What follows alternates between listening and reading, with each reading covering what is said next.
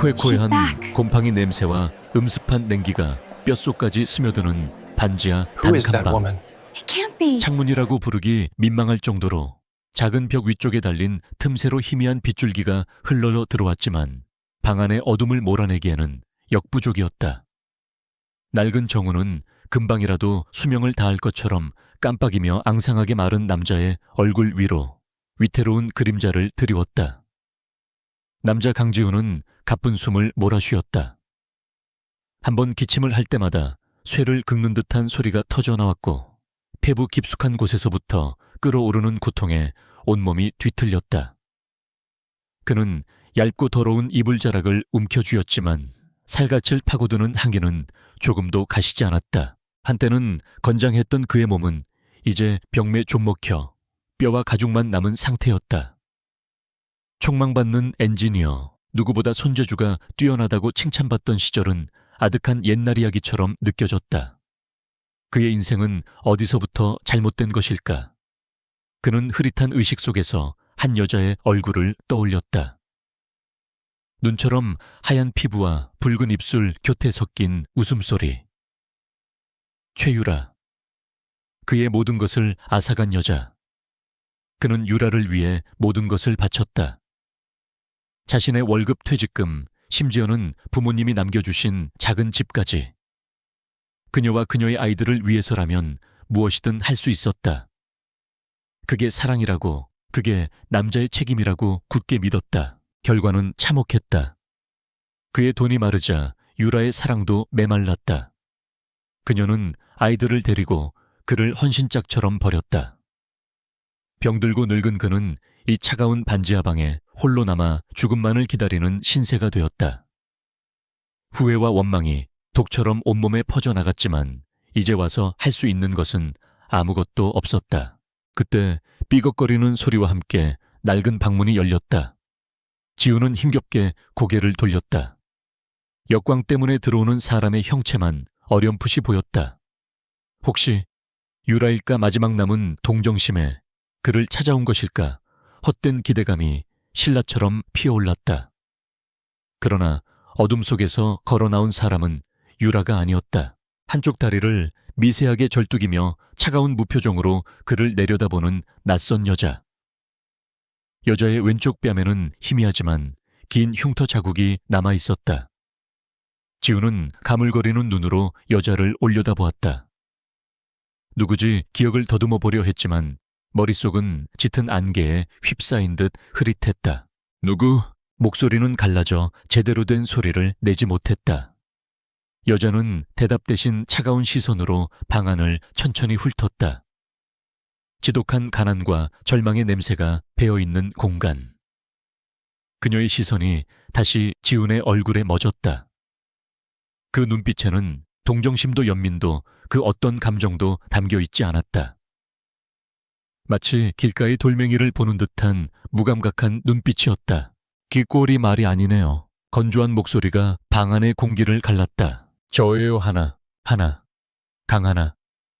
그 이름이 지훈의 귓가를 파고드는 순간 멎어버린 줄 알았던 심장이 바닥으로 곤두박질 치는 것 같았다. 그의 딸. 그가 외면하고 버리고 없는 사람 취급했던 단 하나뿐인 혈육. 어떻게 하나가 여기에. 성인이 된 하나의 모습은 기억 속 작고 여린 소녀와는 너무나도 달랐다. 세월의 풍파를 온몸으로 맞은 듯 지쳐 보였고 눈빛은 모든 것을 체념한 사람처럼 공허했다.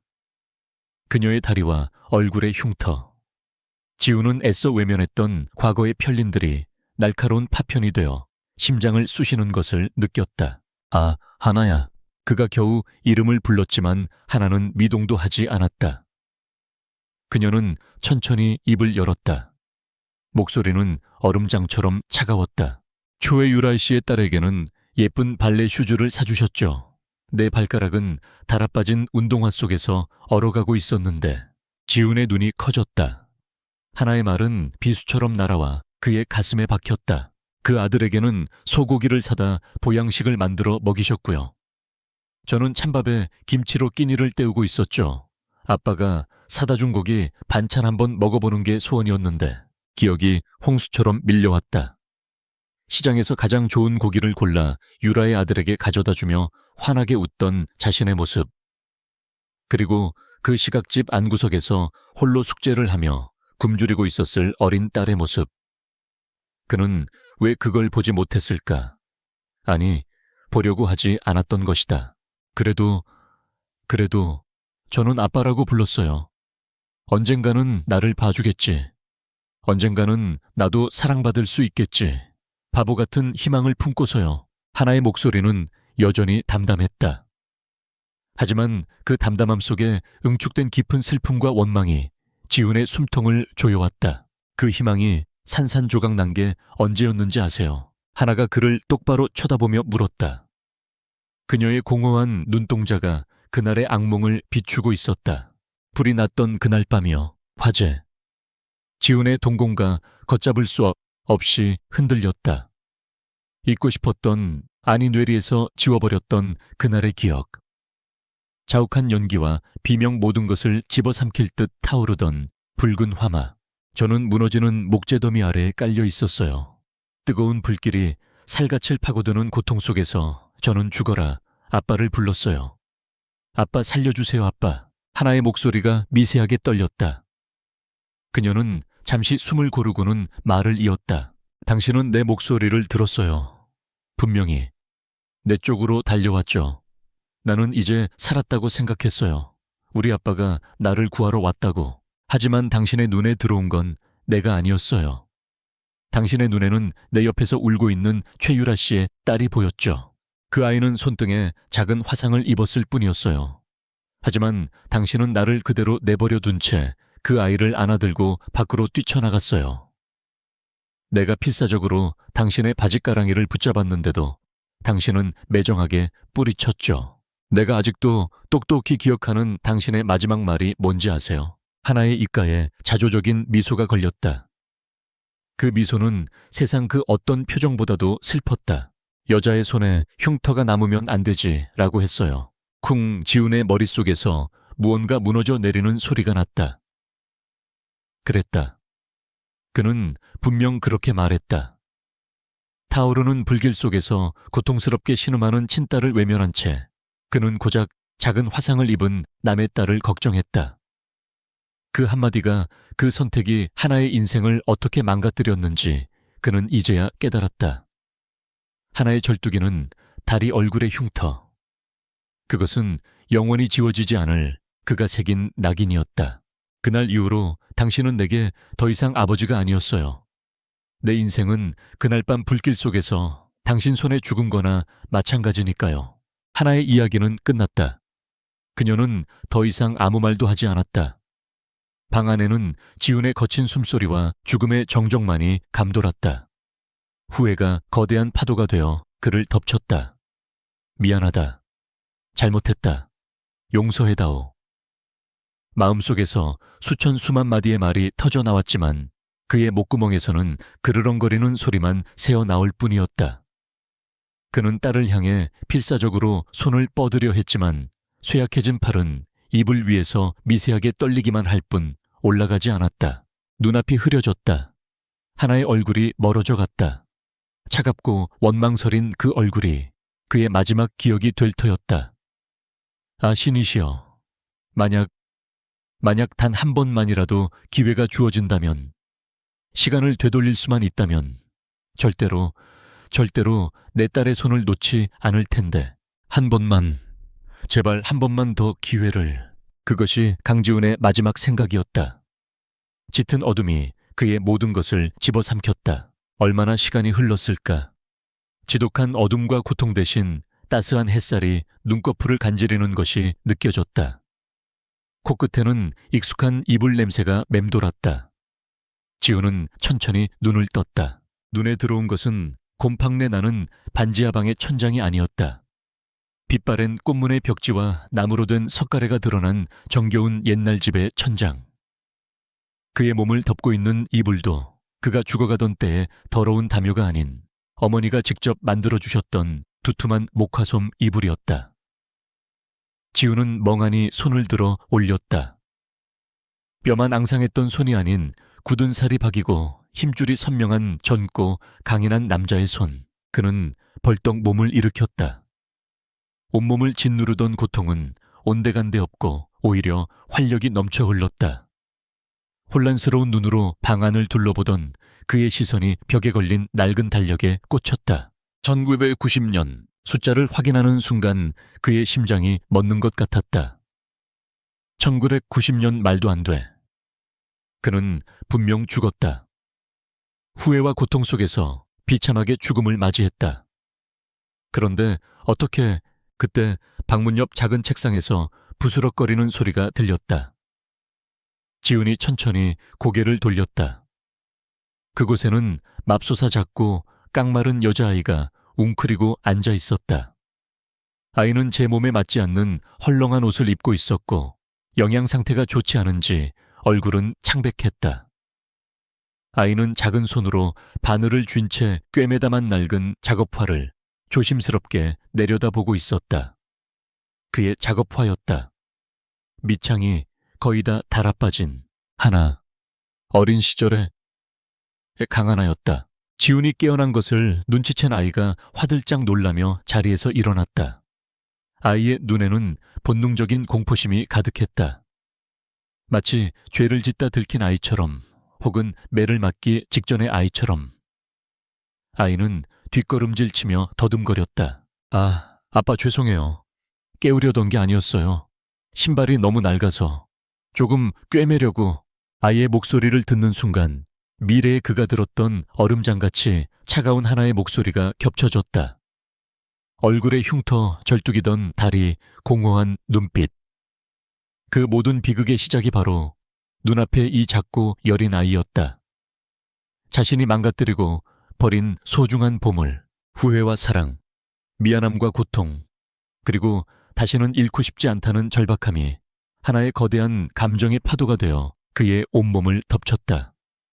그는 자신도 모르게 침대에서 내려와 아이에게 다가갔다. 지훈이 다가오자 하는 겁에 질려 눈을 질끈 감았다.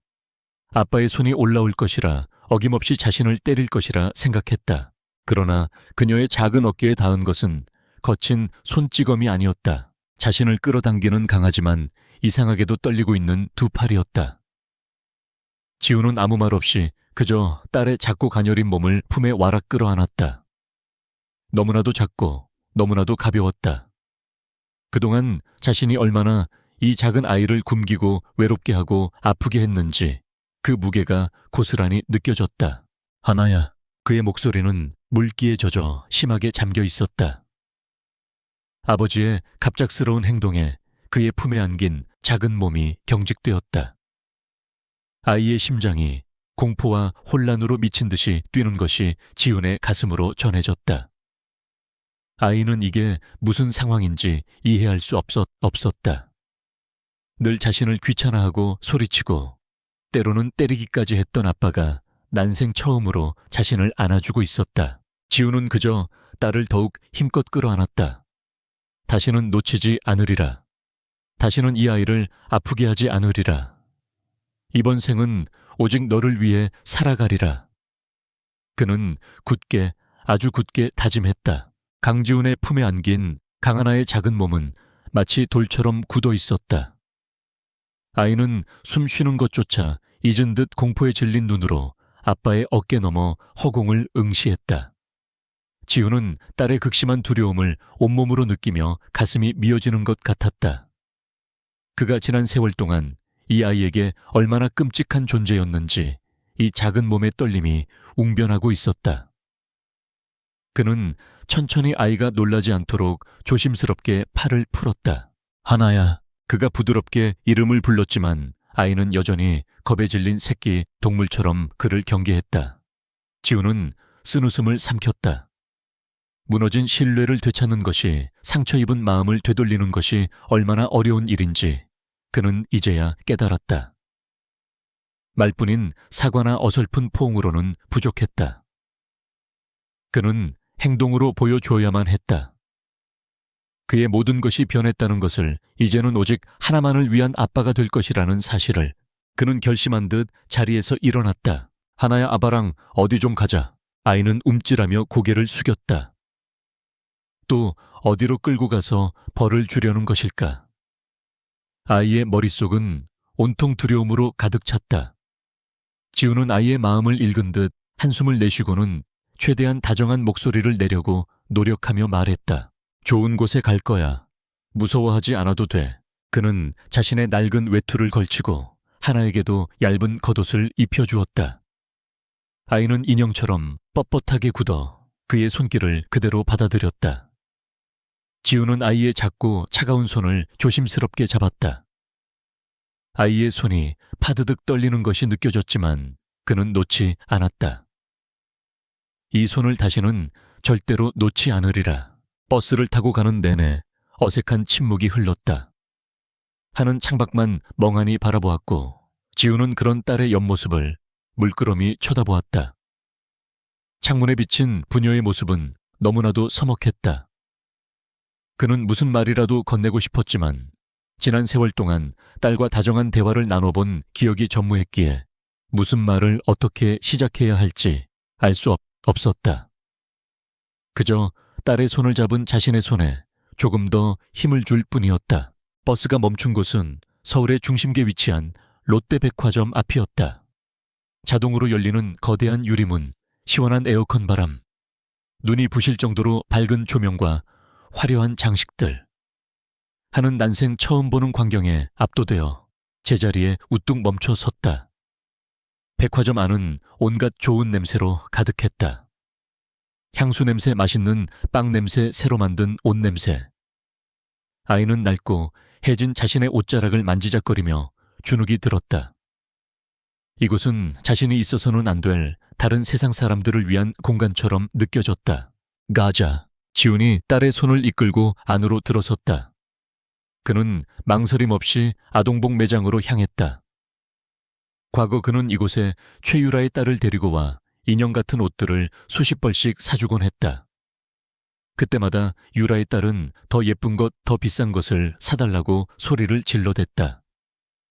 그는 이제야 그 기억이 얼마나 추악하고 이기적이었는지 깨달았다. 하나야, 여기서 마음에 드는 옷 한번 골라봐. 지훈의 말에 하는 고개를 저었다. 괜찮아요. 저는 옷 많아요. 아이가 입고 있는 것은 목이 늘어나고 색이 바랜 누가 봐도 헌옷이었다. 지훈은 가슴이 아팠다. 아이는 좋은 것을 가져도 된다는 사실 자체를 모르는 듯했다. 그는 직접 나서서 가장 화려하고 예쁜 분홍색 원피스를 집어 아이의 몸에 대보았다. 이거 어떠니 공주님 같네. 아이는 그저 고개만 숙인 채 아무 말이 없었다. 지훈은 자신의 실수를 깨달았다. 이것은 자신이 사주고 싶은 옷일 뿐 아이가 원하는 옷이 아니었다. 그는 원피스를 내려놓고 아이의 눈높이에 맞춰 몸을 낮췄다. 아빠가 잘못했다. 네가 직접 골라봐. 어떤 것이든 상관없어. 네가 제일 마음에 드는 걸로. 선택의 기회를 받은 아이는 잠시 망설이더니 조심스럽게 매장 안을 둘러보기 시작했다. 아이의 시선은 화려한 드레스가 아닌 한쪽에 걸린 수수하지만 단정한 하늘색 원피스에 멎었다. 아이는 그 옷이 마음에 들었지만 비쌀까봐 차마 말하지 못하고 손가락으로 옷자락만 살짝 만져볼 뿐이었다. 지우는 아이의 마음을 알아챘다. 그는 점원을 불러 분홍색 원피스와 하늘색 원피스, 그리고 눈에 띄는 예쁜 옷 몇 벌을 더 골라 모두 계산했다. 점원이 건네주는 여러 개의 쇼핑백을 받아든 지우는 다음 목적지인 신발 매장으로 향했다. 어서 오세요, 고객님. 직원의 인사에 지우는 곧장 여자아이 신발 코너로 갔다. 그의 눈에 가장 먼저 들어온 것은 반짝이는 에나멜 구두와 하얀 발레 슈즈였다. 과거 유라의 딸이 저 발레 슈즈를 사달라고 바닥에 드러누워 때를 썼던 기억이 떠올랐다. 그는 결국 그 비싼 신발을 사주었었다. 반면 그의 친딸은 발가락이 훤히 비치는 낡은 운동화를 신고 겨울을 나야 했다. 그는 직접 아이 앞에 무릎을 꿇고 앉았다. 그의 갑작스러운 행동의 하나가 놀라 뒷걸음질 쳤다. 괜찮아, 발 크기 좀 재보려고. 지우는 자신의 투박한 손으로 아이의 작은 발을 조심스럽게 감쌌다. 생각보다도 더 작고 말라 있었다. 그는 아이에게 맞는 튼튼한 운동화와 예쁜 에나멜 구두, 그리고 아이가 꿈에서나 그려봤을 법한 하얀 발레 슈즈를 골랐다. 그가 발레 슈즈를 건네자 아이의 눈이 난생 처음으로 놀라움과 기쁨으로 반짝였다. 그 작은 반짝임을 보는 순간 지우는 가슴 벅찬 희열을 느꼈다. 세상을 다 가진 기분이었다. 마지막으로 그들은 지하 식품관으로 향했다. 지우는 카티의 유라의 아이들이 좋아했던 온갖 종류의 과자와 사탕 초콜릿을 담았다. 그리고 가장 비싼 생딸기 우유와 조각 케이크도 잊지 않았다. 그는 케이크 한 조각을 사서 아이에게 건넸다. 매워거봐 하는 잠시 망설이더니 작은 포크로 케이크를 조심스럽게 떠서 입에 넣었다. 달콤하고 부드러운 크림이 입안에서 사르르 녹아내렸다. 난생 처음 맛보는 황홀한 맛이었다. 아이의 눈에 자신도 모르게 눈물이 그렁그렁 맺혔다. 너무 맛있어서, 그리고 너무 행복해서. 하지만 동시에 너무 낯설고 무서워서. 이 행복이 금방이라도 사라져버릴 신기루일까봐 양손 가득 쇼핑백을 들고 백화점을 나서는 길이었다. 지우는 조금 전 보았던 딸의 희미한 미소를 떠올리며 흐뭇한 기분에 젖어 있었다. 그때 등 뒤에서 귀에 거슬리는 날카로운 목소리가 들려왔다. 아니, 이게 강서방 아니야. 지훈의 얼굴이 순간 굳어졌다. 돌아보지 않아도 누구인지 알 수 있었다. 최유라의 어머니 오 여사였다. 오 여사는 시장 바구니를 든 채 그들에게 다가오고 있었다. 그녀의 시선은 지훈이나 하나가 아닌 그들의 손에 들린 백화점 쇼핑백에 고정되어 있었다. 어머머, 이게 다 뭐야. 우리 손주들 주려고 이렇게 많이도 샀네. 아이고, 역시 우리 강서방밖에 없다니까. 인석들 아주 신나서 방방 뛰겠구먼. 오 여사는 당연하다는 듯이 쇼핑백을 향해 손을 뻗었다. 그녀에게 강지훈은 자기 딸과 손주들을 위한 봉이자 ATM일 뿐이었다. 그녀는 지훈의 옆에 꼭 붙어 서 있는 하나를 이제야 발견하고는 인상을 찌푸렸다. 그나저나 쟨 왜 데리고 다녀?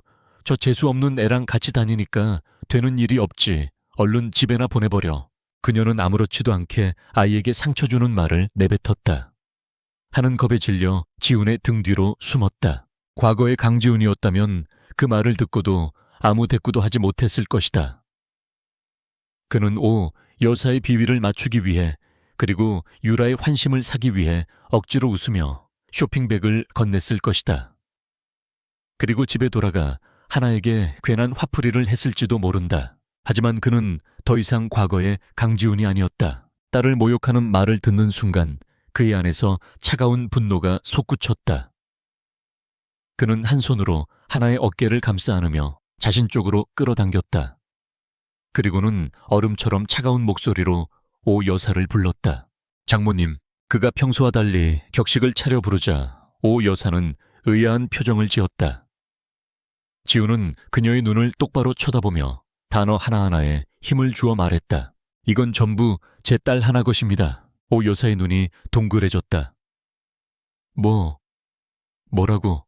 그리고 앞으로 제 딸아이에게 함부로 말하지 마십시오. 지훈의 목소리는 낮고 단호했다. 그 안에는 한치의 물러섬도 없는 결연한 의지가 담겨 있었다. 제 가족이라더는 참견하지 않으셨으면 좋겠습니다. 말을 마친 지우는 더 이상 대꾸할 가치도 없다는 듯 오 여사를 그대로 지나쳐 걸어갔다. 오 여사는 마치 유령이라도 본 사람처럼 입을 떡 벌린 채 그 자리에 못 박혀 서 있었다.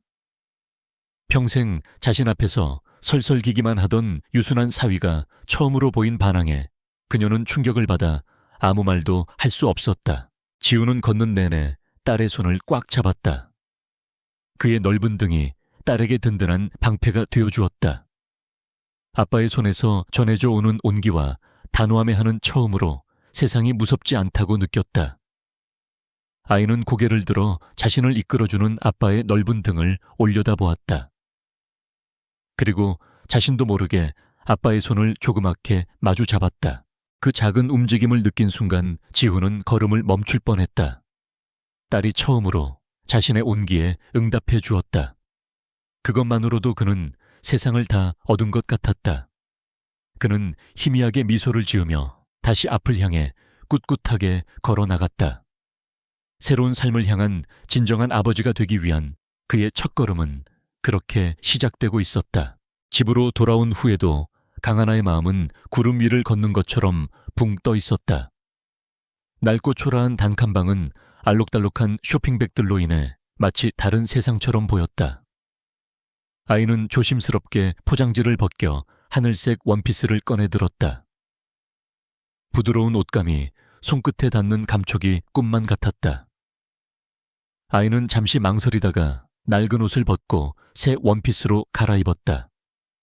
그리고는 벽에 걸린 한쪽 구석이 깨진 작은 거울 앞에 섰다. 거울 속에는 낯선 아이가 서 있었다. 늘 얼룩덜룩한 헌옷만 입던 아이가 아닌 동화 속 공주님처럼 예쁜 원피스를 입은 아이. 하는 자신의 모습이 신기해서 이리저리 몸을 돌려보았다. 난생 처음으로 자신이 예쁘다고 생각했다. 그 생각에 아이는 저도 모르게 수줍은 미소를 지었다. 방문 앞에서 그 모습을 가만히 지켜보던 강지훈의 가슴 한쪽이 아릿하게 저려왔다. 저렇게 예쁜 미소를 가진 아이인데 자신은 지난 몇 년간 단 한 번도 저 미소를 보지 못했다. 아니, 보려고 노력조차 하지 않았다. 그는 주먹을 꾹 쥐었다. 이제부터라도 늦지 않았다. 빼앗아버린 아이의 웃음을 몇 배 몇십 배로 되찾아 줄 것이다. 그는 부엌으로 가 서툰 솜씨로 저녁을 준비했다. 쌀을 씻어 밥을 안 치고 김치찌개를 끓였다. 냉장고에는 그가 유란의 집에 가져다 주고 남은 약간의 돼지고기가 있었다. 그는 그 고기를 아낌없이 썰어 넣었다. 보글보글 끓는 찌개 냄새가 방 안에 퍼지자 비로소 사람이 사는 집 같다는 생각이 들었다. 하나야 밥 먹자. 그가 부르자 아이는 어느새 원래의 낡은 옷으로 갈아입고 조용히 밥상 앞에 앉았다. 새 옷이 더러워질까봐 벗어둔 것이었다. 그 작은 배려심에 지우는 또 한 번 가슴이 미어졌다. 그는 따뜻한 밥과 김치찌개를 아이의 그릇에 가득 퍼주었다. 하나는 아빠의 눈치를 살피며 조심스럽게 숟가락을 들었다. 아빠와 단둘이 마주 앉아 밥을 먹는 것, 그 평범한 일상조차 아이에게는 너무나 낯선 경험이었다. 그렇게 조용하고 어색하지만 어딘가 따스함이 감도는 식사가 막 시작되려는 순간이었다. 꽝, 꽝, 꽝. 갑자기 낡은 대문이 누군가 부서져라. 두드리는 소리에 격렬하게 흔들렸다. 그 소리에 하나의 작은 어깨가 파르르 떨렸다. 아이는 반사적으로 숟가락을 놓고 아빠를 쳐다보았다. 익숙한 공포가 아이의 얼굴을 뒤덮었다. 지훈의 미간이 좁혀졌다. 누구인지 짐작이 갔다. 그는 자리에서 일어나며 하나에게 말했다. 걱정 말고 밥 먹고 있어. 아빠가 보고 올게. 하지만 그가 문으로 향하기도 전에 쾅 하는 소리와 함께 문이 거칠게 열렸다. 문 앞에는 잔뜩 상기된 얼굴의 오 여사가 두 주먹을 허리에 얹고 서 있었다. 그녀의 양옆에는 손주인 민준이와 수진이가 서서 탐욕스러운 눈으로 집안을 훑었다. 이 도둑년 감히 우리 애들 물건을 훔쳐 당장 내놓지 못해. 오 여사는 들어오자마자 고래고래 소리를 지르며 방 안에 놓인 쇼핑백들을 향해 달려들었다. 그녀의 눈에는 예의도 염치도 없었다. 할머니, 저거 내 발레 슈즈야. 수진이가 앙칼지게 소리치며 백화점 쇼핑백을 와락 잡아챘다. 민준이는 과자 봉지를 발견하고는 허겁지겁 내용물을 꺼내기 시작했다. 순식간에 평화롭던 방 안은 아수라장이 되었다. 이건 원래 우리 손주들 거였어. 내년 같은 재수는 없는 애가 가질 물건이 아니라고. 오 여사는 쇼핑백을 뒤지는 것도 모자라 하나가 조심스럽게 벗어둔 하늘색 원피스를 발견하고는 그것마저 빼앗으려 했다. 안 돼요. 하나가 필사적으로 소리치며 원피스를 끌어안았다. 그것은 아빠가 처음으로 자신에게 선물해준 소중한 보물이었다. 이게 어디서 대들어? 오 여사가 눈을 부라리며 하나의 팔을 거칠게 잡아당겼다. 아이의 얼굴이 고통과 두려움으로 하얗게 질렸다. 그 순간이었다. 손대지 마. 얼음보다도 차가운 목소리가 방 안의 공기를 갈랐다. 목소리의 주인은 강지훈이었다. 그의 얼굴에서는 아까의 온화함은 찾아볼 수 없었다. 대신 이성을 잃기 직전의 맹수처럼 번뜩이는 눈빛과 싸늘한 분노가 서려 있었다. 그의 기세에 오 여사도 순간 움찔했지만 이내 자존심이 상한 듯 더 큰 소리로 악을 썼다. 뭐야, 이놈이 미쳤나? 네가 뭔데 나한테 소리를 질러. 저 계집애 하나 때문에 우리 유라랑 애들을 버리시겠다. 이거야 은혜도 모르는 놈. 지우는 더 이상 그녀와 말을 섞을 필요를 느끼지 못했다. 말이 통하지 않는 상대라는 것을 뼈저리게 알고 있었다. 그는 성큼성큼 다가가 수진이의 손에 들린 발레 슈즈를 빼앗아 하나에게 돌려주고 민준이가 들고 있던 과자 봉지를 빼앗아 바닥에 던져버렸다. 그리고는 오 여사의 팔을 우악스럽게 잡아챘다. 폭력적인 힘이 아닌 절대로 뿌리칠 수 없는 단단한 힘이었다. 나가. 뭐라고 이놈이 정말 당장 내 집에서 나가. 지우는 오 여사를 문 밖으로 질질 끌어내다시피 했다. 그녀의 손주들도 겁에 질려 울먹이며 그 뒤를 따랐다. 이 천하의 몹쓸 놈. 네가 어떻게 나한테 이럴 수가 있어. 두고 봐. 우리 유라한테 다 이를 거야. 문 밖으로 쫓겨난 오 여사가 악을 쓰며 발악했다. 지우는 아무 대꾸 없이 그녀의 얼굴 앞에서 문을 쾅 닫아버렸다. 빗장을 걸어 잠그는 둔탁한 소리가 울려 퍼졌다.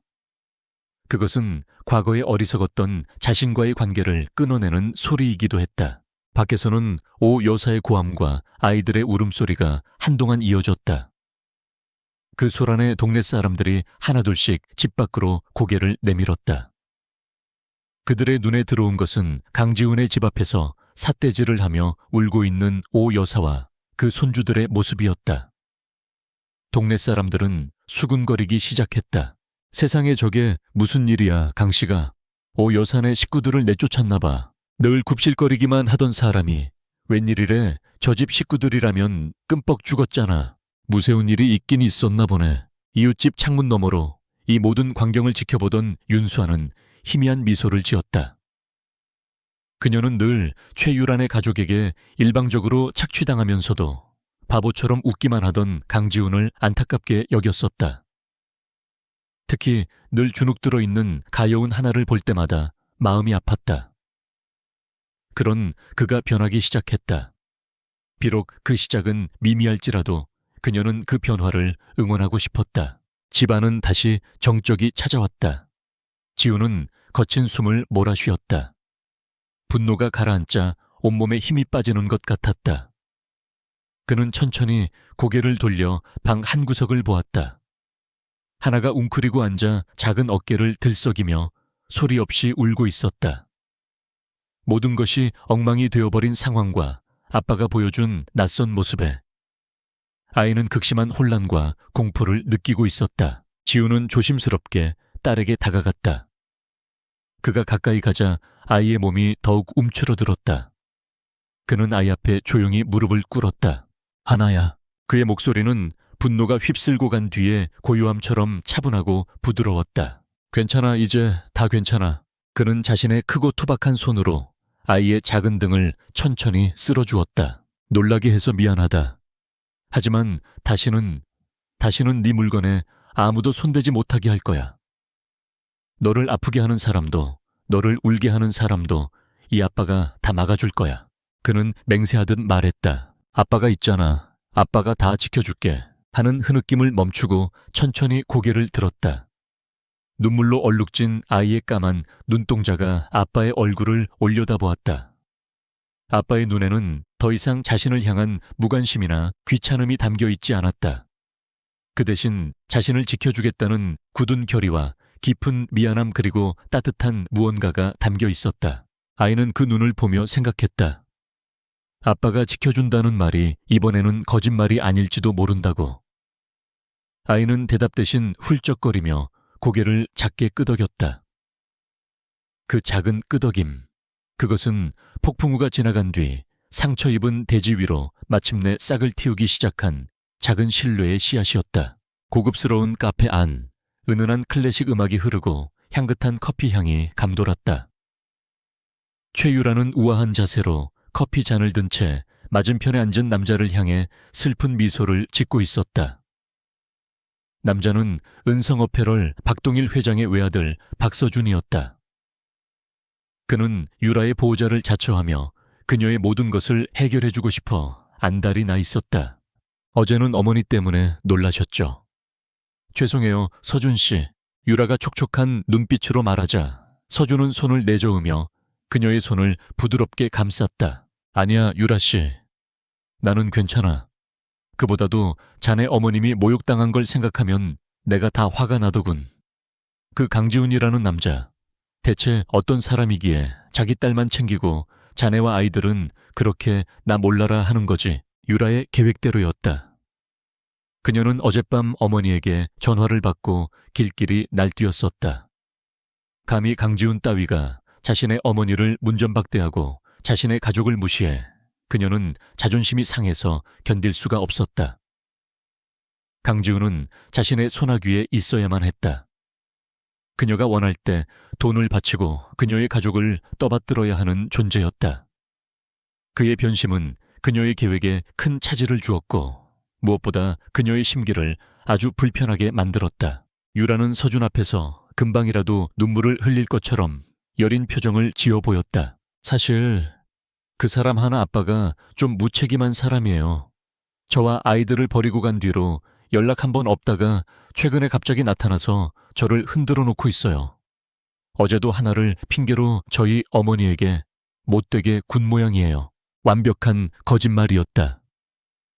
그녀는 강지훈을 일방적으로 자신과 아이들을 버린 파렴치한 전남편으로 둔갑시켰다. 우리 수진이가 발레에 얼마나 재능이 있는지 몰라요.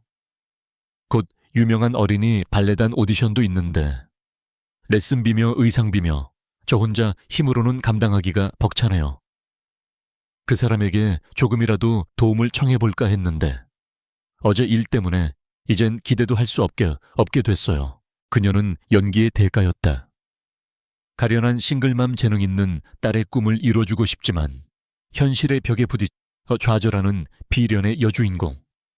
서준은 완전히 그녀의 연극에 넘어갔다. 그런 걱정은 하지마, 유라씨. 수진이의 재능을 이대로 썩힐 수는 없지. 오디션에 필요한 모든 비용은 내가 책임질게. 최고의 선생님께 레슨도 받게 해주고 가장 예쁜 의상도 맞춰주지. 정말요, 서준씨. 하지만 너무 큰 신세를 지는 것 같은데. 신세는 무슨. 사랑하는 여자의 딸을 위한 일인데 이 정도는 당연한 거야. 서준이 의기양양하게 말했다. 유라는 속으로 쾌재를 불렀다. 강지훈이라는 낡은 저금통 대신 박서준이라는 최신형 ATM을 손에 넣은 기분이었다. 이제 강지훈은 더 이상 필요 없었다. 하지만 그냥 버리기엔 분이 풀리지 않았다. 자신을 감히 거역한 대가가 얼마나 쓴지, 그리고 자신의 딸이 아닌 다른 아이에게 희망을 품는 것이 얼마나 어리석은 짓인지 뼈저리게 느끼게 해줘야 했다. 서준과 헤어진 뒤 유라는 곧장 어머니의 집으로 향했다. 카페에서의 가련한 모습은 온데간데 없고 그녀의 얼굴에는 도끼 서린 냉소만 남아있었다. 엄마 똑똑히 들어요. 그녀는 어제의 수모에 아직도 분이 안 풀려 씩씩거리고 있는 어머니에게 명령하듯 말했다. 강지훈 그 인간이 며칠 지방으로 출장을 간대요. 그 틈을 노려야 해요. 틈을 노려 뭘 어쩌려고. 그깟 계집애 하나 때문에 우리가 무시당하게 둘 순 없어요. 강지훈이 그 아이에게 사준 것들 전부 다 망가뜨려 버리세요. 특히 그 파란 원피스하고 발레 슈즈. 아이가 가장 아끼는 것부터 부숴버려야 마음의 상처가 깊게 남는 법이에요. 오 여사는 딸의 잔인함에 잠시 움찔했지만 이내 고개를 끄덕였다. 자신들이 당한 수모를 생각하면 그 정도 복수는 당연했다. 그 아이가 가졌던 희망 아주 짓밟아버려요. 그래서 다시는 강지훈 앞에서 웃지 못하게 그 어떤 것도 기대하지 못하게 만들어야 해요. 유라의 눈이 뱀처럼 번뜩였다. 며칠 뒤 강지훈은 하나를 앞에 앉혀놓고 출장 소식을 전했다. 그는 부산에 있는 조선소의 긴급한 기술 문제 해결을 위해 며칠 다녀와야 했다. 모처럼 딸과 가까워지기 시작한 참에 며칠이나 집을 비우게 된 것이 마음에 걸렸다. 하나야 아빠 없어도 밥 잘 챙겨 먹고 문 꼭 잠그고 있어야 한다. 알았지. 그는 주머니를 뒤져 꼬깃꼬깃한 지폐 몇 장을 아이의 손에 쥐어주었다. 이걸로 맛있는 거 사 먹고. 아빠 금방 돌아올게. 돌아오면 우리 하나 발레 학원에 등록하러 가자. 아빠가 약속할게. 발레 학원. 그 말에 하나의 눈이 별처럼 반짝였다. 아빠가 사준 하얀 발레 슈즈를 신고 발레를 배우는 상상만으로도 가슴이 벅차올랐다. 네 아빠, 저 착하게 잘 기다리고 있을게요. 아이가 처음으로 활짝 웃으며 대답했다.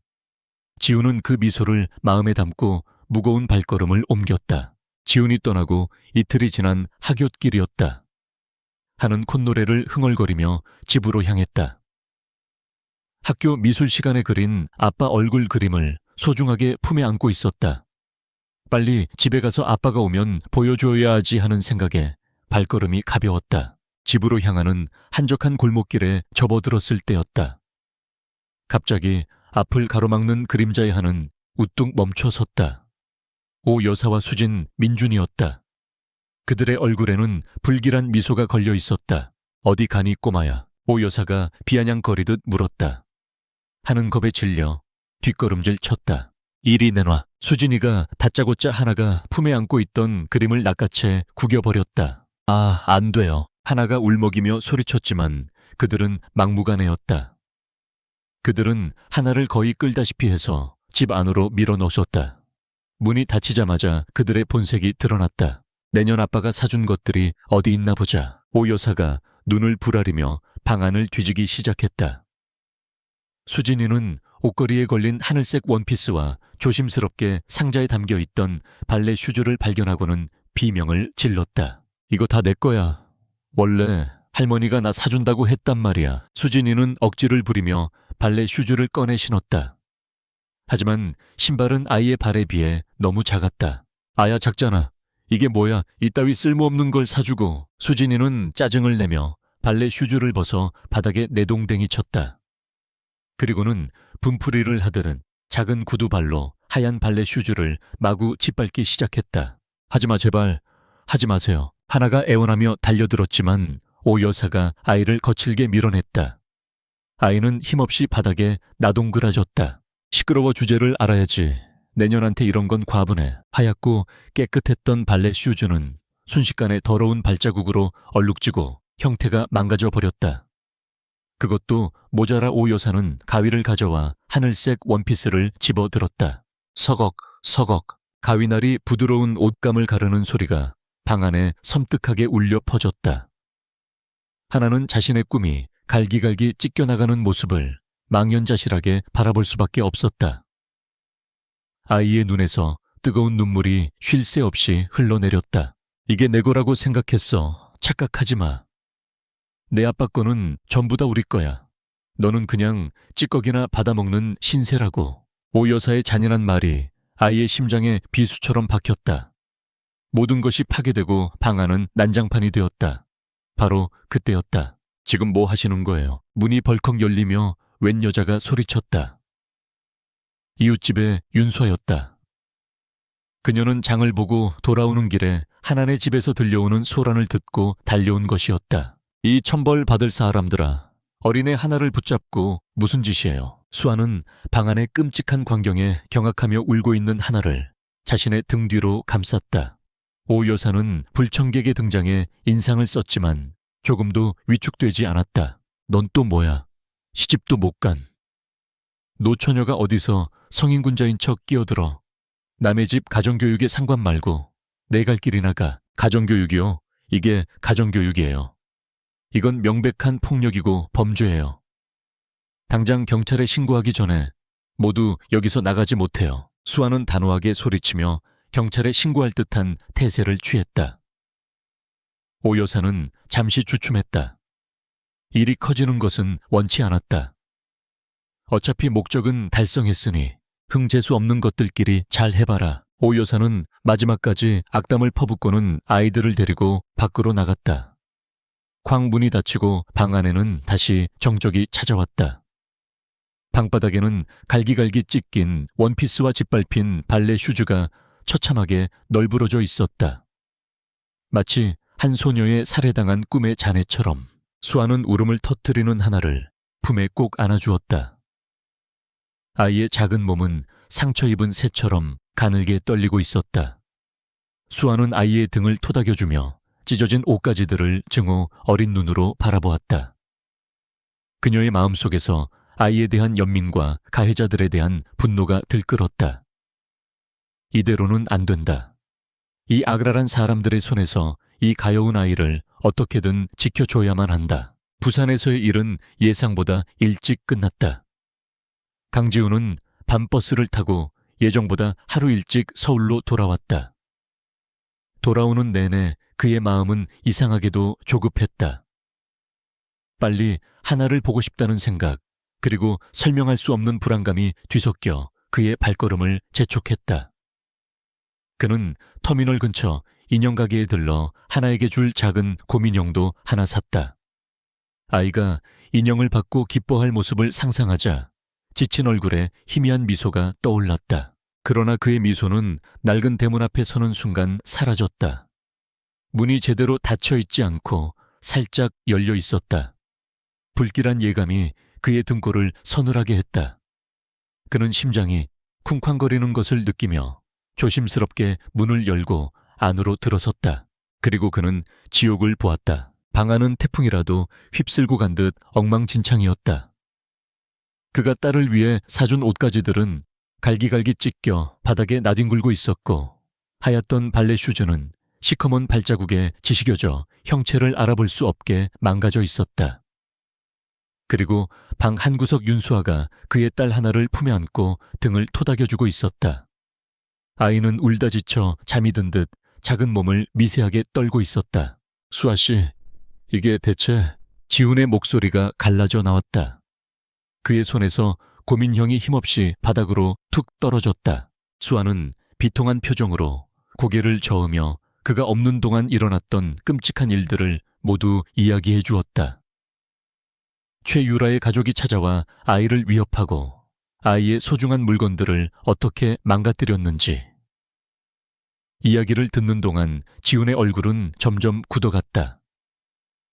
핏기가 가시고 돌처럼 차갑고 단단해졌다. 그의 눈에서는 슬픔이나 분노를 넘어선 사리에 가까운 냉기가 뿜어져 나왔다. 그는 수에게 고개 숙여 감사 인사를 전하고 잠든 하나를 조심스럽게 안아 이부자리에 눕혔다. 아이의 눈가는 퉁퉁 부어 있었고 장고대처럼 흐느끼는 소리가 그의 심장을 도려내는 것 같았다.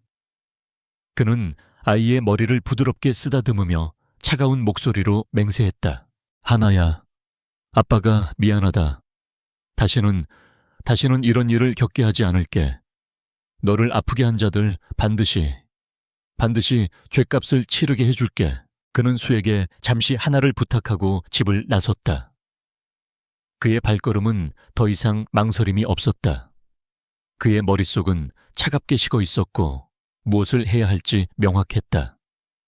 그의 첫 번째 목적지는 그가 부업으로 일하던 작은 기계 공작소였다. 강기사 웬일이야. 벌써 돌아왔어. 공작소 사장인 김 씨가 기름 묻은 손을 닦으며 그를 반겼다. 사장님, 밀린 급여를 좀 받을 수 있을까 해서요. 지훈의 말에 김 사장은 의아한 표정을 지었다. 급여 아니자네. 재수 씨가 며칠 전에 와서 몇 달치 급여까지 싹 다 당겨갔는데 딸아이가 크게 다쳐서 수술비가 급하다고 눈물까지 보이면서 사정하기에 딱해서 있는 돈 없는 돈 다 긁어줬네만. 김 사장은 걱정스러운 얼굴로 물었다. 그나저나 따님은 좀 괜찮은가? 수술은 잘 됐고 네 딸아이가 크게 다쳐서 수술비가 필요하다고. 그 말이 지훈의 머릿속을 망치처럼 강타했다. 최유라. 그녀는 하나가 다쳤다는 악랄한 거짓말로 자신의 돈을 훔쳐갔다. 그녀의 가족들이 실제로 하나에게 씻을 수 없는 상처를 주고 있는 바로 그 시간에 인간의 탈을 쓴 악마. 지훈은 이를 악물었다. 온몸의 피가 역류하는 듯한 분노가 치밀었지만 그는 억지로 감정을 억눌렀다. 네, 괜찮습니다. 그럼 전 이만. 그는 아무렇지 않은 척 돌아서서 공작소를 나왔다. 비틀거리는 걸음을 옮기던 그의 귀에 안에서 나누는 동료들의 수근거림이 들려왔다. 강기사 저 양반도 참 불쌍해. 저렇게 죽어라. 일해서 번 돈을 마누라가 딴 데 다 쓰는 모양인데. 마누라는 무슨. 그 최유라라는 여자 남편 읍수하면서 돈 뜯어내는 뒤로는 은성어페럴 사장 아들이랑 백화점 VVIP 라운지에서 놀아나는 걸 본 사람이 한둘이 아니라던데. 정말이야 세상에. 강기사는 그것도 모르고 은성어페럴 사장 아들. 박서준. 모든 퍼즐 조각이 끔찍한 그림으로 맞춰졌다. 유라는 자신을 기만하고 돈을 뜯어내는 동시에 새로운 돈줄을 잡고 양다리를 걸치고 있었던 것이다. 그녀가 훔쳐간 돈이 어디에 쓰였을지도 명확해졌다. 수진이의 발레 오디션. 지훈의 눈빛이 칼날처럼 날카로워졌다. 그는 근처 공중전화로 달려가 시내 문화회관에 전화를 걸었다. 오늘 어린이 발레단 오디션이 열리는 것이 맞다는 확인을 받자마자 그는 망설임 없이 그곳으로 향했다. 그의 발걸음은 복수를 향해 나아가는 사형 집행인의 그것처럼 무겁고 단호했다. 문화회관 로비는 오디션에 참가하는 아이들과 그 부모들로 북적였다. 화려한 튀티를 입은 아이들과 그들의 손을 잡고 안절부절 못하는 부모들 사이에서 지훈은 목표를 찾는데 오랜 시간이 걸리지 않았다. 로비 한가운데 가장 화려하고 비싸 보이는 튀티를 입고 있는 수진이와 그런 딸을 대견하다는 듯 바라보는 최유라. 그리고 그녀의 어깨를 감싸 안고 자랑스러운 후원자 행세를 하는 박서준이 있었다. 그들은 마치 행복하고 부유한 단란한 가족처럼 보였다. 자신의 집에서 벌어진 참상과 너무나도 대조적인 그 위선적인 모습에 지우는 구역질이 났다. 그는 망설임 없이 그들에게 똑바로 걸어갔다. 그의 등장은 그들만의 행복한 세상에 찬물을 끼얹었다. 최유라 씨. 그의 낮은 부름에 유라가 고개를 돌렸다. 지훈의 얼굴을 확인한 순간 그녀의 안색이 하얗게 질렸다. 박서준이 유라를 보호하려는 듯 앞으로 나서며 거만한 투로 물었다. 당신 뭐야? 누군데 유라 씨를 함부로 불러? 지훈은 서준을 거들떠보지도 않았다. 그의 시선은 오직 유라에게 고정되어 있었다. 그는 주변 사람들이 모두 들을 수 있을 만큼 그러나 지극히 차분하고 냉정한 목소리로 말했다. 내 딸이 병원에 입원해서 수술비가 필요하다던데 지금은 좀 어떤가? 그의 말에 로비에 있던 사람들의 시선이 일제히 쏠렸다. 웅성거리는 소리가 파문처럼 퍼져나갔다. 유라의 입술이 파르르 떨렸다. 무슨 소리예요? 이 사람이 지금 무슨 말을? 지우는 그녀의 말을 가로막았다. 최유라 씨. 당신은 며칠 전 내 딸이 사고를 당해 수술비가 급하게 필요하다며 내 몇 달치 월급을 미리 받아 가셨더군요. 그는 잠시 말을 끊고 싸늘한 시선으로 유라 옆에 서 있는 박서준을 쳐다보았다. 그리고 아무래도 그 돈으로 여기 계신 박서준 씨와 함께 수진 양의 오디션을 후원해주고 있는 모양인데 맞습니까? 그의 마지막 말은 확인 사살이었다. 박서준의 얼굴이 당혹감과 의심으로 일그러졌다. 최유라는 금방이라도 쓰러질 것처럼 비틀거렸다.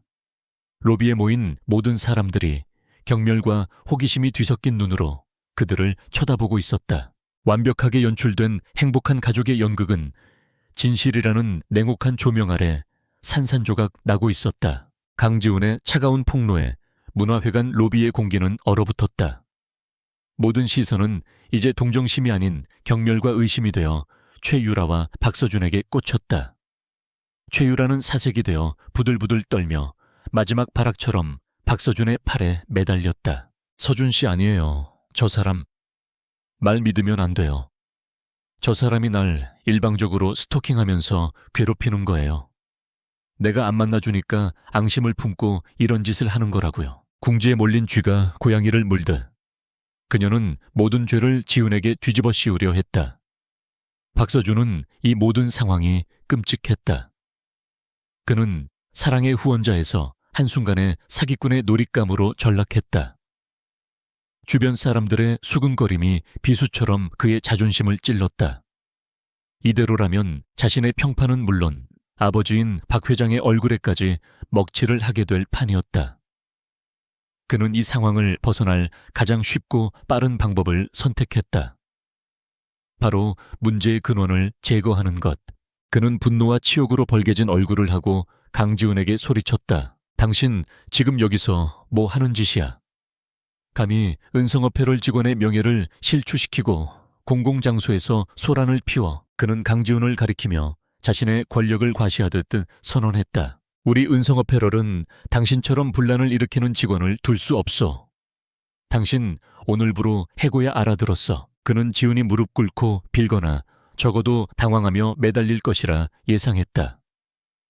그러나 지훈의 반응은 그의 예상을 완전히 빗나갔다. 지훈은 그를 향해 경멸인지 연민인지 모를 희미한 미소를 지어 보였다. 그러시겠지. 그는 단 한마디만 내뱉고는 더 이상 그들에게 눈길조차 주지 않은 채 뒤돌아섰다. 그의 태연한 뒷모습은 박서준을 더욱 비참하고 분노하게 만들었다. 마치 자신이 휘두른 칼이 상대를 베기는커녕 허공만 가른 듯한 허탈감. 지훈은 그 어떤 미련도 없이 자신의 과거가 담긴 그곳을 걸어 나왔다. 이상하게도 마음이 후련했다. 안정된 직장을 잃었지만 그보다 더 큰 자유를 얻은 기분이었다. 최유라와 박서준, 그리고 그들의 위선적인 세계로부터 완벽하게 벗어난 것이다. 그가 집에 돌아왔을 때 윤수아는 초조한 얼굴로 그를 기다리고 있었다. 동네는 이미 강지훈이 오디션장에서 한바탕 소동을 벌이고 회사에서 쫓겨났다는 소문으로 시끄러웠다. 지훈 씨, 괜찮아요. 소문 듣고. 괜찮습니다. 지훈은 의외로 담담하게 대답했다. 그의 눈은 더 이상 과거에 대한 분노로 들끓지 않았다. 대신 미래를 향한 차분하고 단단한 결의가 자리 잡고 있었다. 오히려 잘된 일인지도 모릅니다. 이제야 제 발목을 잡고 있던 족쇄를 끊어낸 기분이니까요. 수아는 그의 말과 표정에서 허세가 아닌 진심을 읽었다. 그녀는 잠시 망설이다가 오랫동안 마음속에 품어왔던 말을 조심스럽게 꺼냈다. 지훈 씨, 제가 오랜 시간 동안 꿈꿔온 게 있어요. 제 이름을 건 옷을 직접 디자인해서 만드는 거예요. 하지만 저에겐 자본도 가게를 운영할 배짱도 없어요. 기술적인 부분도 부족하고요. 그녀는 지훈을 똑바로 바라보았다. 그녀의 눈빛은 진지했다. 하지만 지훈 씨는 달라요. 제가 본 그 어떤 기술자보다도 손재주가 뛰어나고 기계를 다루는 솜씨는 거의 마법에 가까워요. 그리고 제가 잘은 모르지만 지훈 씨 안에는 분명 특별한 무언가가 있어요. 그녀는 찢겨진 하늘색 원피스를 떠올렸다. 비록 망가졌지만 그 디자인은 결코 평범한 것이 아니었다. 세련되면서도 소녀다운 감성이 완벽하게 조화를 이루고 있었다. 우리 같이 해봐요. 수아의 제안은 사막에서 만난 오아시스 같았다. 지훈은 잠들어 있는 하나를 바라보았다. 그는 이제 이 아이를 위해 살아야 했다. 누군가의 밑에서 월급을 받으며 사는 삶으로는 더 이상 딸의 미래를 지켜줄 수 없었다. 자신의 힘으로 일어서야만 했다. 좋습니다. 지훈이 손을 내밀었다. 같이 해봅시다, 수아 씨. 수아가 그의 손을 마주 잡았다. 두 사람의 손이 맞잡히는 순간 작고 초라한 방 안에서 거대한 희망이 싹트고 있었다. 그들의 새로운 시작은 결코 순탄하지 않았다. 두 사람이 가진 돈을 전부 합쳐도 보증금을 내고 나면 남는 것이 거의 없었다. 그들은 동네에서도 가장 후미진 골목 먼지가 뽀얗게 쌓인 채 오랫동안 비어있던 작은 창고를 겨우 얻었다. 하지만 그들은 좌절하지 않았다. 그들의 눈은 미래에 대한 기대로 빛나고 있었다. 지훈과 수아는 직접 팔을 걷어붙이고 창고를 청소했다. 거미줄을 걷어내고 묵은 먼지를 쓸어내고 낡은 벽에 하얀 페인트를 칠했다. 땀으로 흠뻑 젖었지만 그들의 얼굴에서는 웃음이 떠나지 않았다. 지훈의 진정한 천재성은 낡은 기계 앞에서 발휘되었다. 그는 고물상에서 거의 헐값에 버려지다시피 한 고장난 재봉틀 몇 대를 사왔다. 수아는 저런 고철덩어리로 뭘 할 수 있을까 의아해했지만 지훈은 능숙한 솜씨로 재봉틀을 분해하고 낡은 부품을 닦고 조이고 기름칠을 해서 다시 조립했다. 마치 마법처럼 끽끽거리던 재봉틀들은 그의 손을 거치자 부드러운 소리를 내며 새 것처럼 작동하기 시작했다. 수아는 감탄을 금치 못했다. 수아는 자신의 인맥을 총동원해 동대문 시장에서 저렴하고 질 좋은 원단을 구해왔다. 두 사람은 밤낮으로 일했다. 낮에는 지훈이 기계를 손보고 작업대를 만들었고 수아는 디자인 패턴을 연구하고 원단을 정리했다. 밤에는 머리를 맞대고 앞으로 만들 옷에 대해 토론했다. 학교를 마친 하나가 작업실에 오는 것이 그들의 유일한 휴식이었다. 아이는 더 이상 어둡고 외로운 집에 홀로 있지 않아도 되었다. 재봉틀이 돌아가는 경쾌한 소리, 알록달록한 원단들, 그리고 무언가에 열중하고 있는 아빠와 수아 아줌마의 모습. 이 모든 것이 아이의 상처 입은 마음에 따뜻한 온기를 불어넣어 주었다. 하는 작업실 한쪽 구석에 마련된 작은 책상에 앉아 그림을 그리는 것을 좋아했다. 어느 날 저녁 디자인 구상에 막혀 머리를 싸매고 있던 지훈은 우연히 하나가 그린 그림을 보게 되었다. 그림 속에는 한 소녀가 꽃밭에서 심플하지만 어딘가 특별하고 우아한 원피스를 입고 활짝 웃고 있었다. 그 순간 지훈의 머릿속에서 무언가 번쩍였다. 미래에서 보았던 수많은 패션 트렌드와 아이의 순수한 그림이 결합되며 하나의 완벽한 디자인으로 재탄생했다. 그는 홀린 듯이 연필을 잡고 스케치북에 미친 듯이 그림을 그리기 시작했다. 그의 손에서 지금껏 이 세상에 없었던 아름답고 혁신적인 디자인의 원피스가 탄생하고 있었다. 스케치를 마친 지훈의 입에는 땀이 송골송골 맺혀 있었다. 옆에서 숨죽여 지켜보던 수아가 떨리는 목소리로 말했다. 지훈 씨, 이건 정말 대단해요. 그녀는 수십 년간 옷을 만들어 왔지만 이렇게 완벽한 디자인은 처음 보았다. 단순하면서도 모든 여성의 몸매를 가장 아름답게 표현해 줄 수 있는 라인 고전적이면서도 현대적인 감각이 살아있는 디테일. 그녀는 이 디자인이 성공할 것임을 직감했다. 지훈은 자신의 스케치와 그 영감의 원천이 된 딸의 그림을 번갈아 보았다. 그의 모든 고통과 후회, 그리고 새로운 희망이 이 작은 아이에게서 비롯되었다. 그는 수아를 보며 조용히 말했다. 우리 브랜드 이름은 하나로 합시다.